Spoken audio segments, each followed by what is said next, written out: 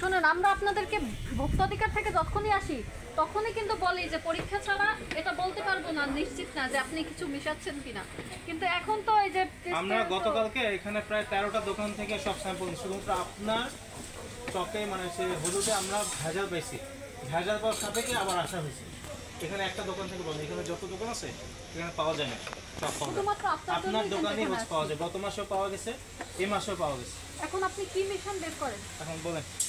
কারণ এখানে প্রুফ আপনার হচ্ছে এখানে এই এসে আপনারা যারা আসেন পার্শ্ববর্তী দোকানে একটু বলেন ওনাকে যে কি মিশা একটু বের করতে বলেন। আমাদের সাথে আপনারা ভালো বলেন, আমাদের কিছু কাজ বলেন, এটা তো আমরা জানতে পারি। চক কি আমরা খেতে পারি? চক যেটা লেখে বাচ্চারা, সেই চক মিশাচ্ছেন আপনি। ফেনা যেগুলো উঠে সেখানে চক মিশানো হয়, ফেনা উঠে না ওখানে চক মিশানো হয়। মিশাই শেষ করছেন? কি মিশান একটু বলেন তো? চাল?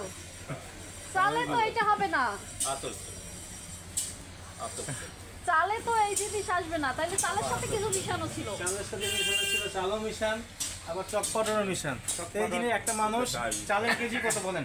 চালের কেজি 50 টাকা 60 টাকা। আপনার হলুদের কেজি কত?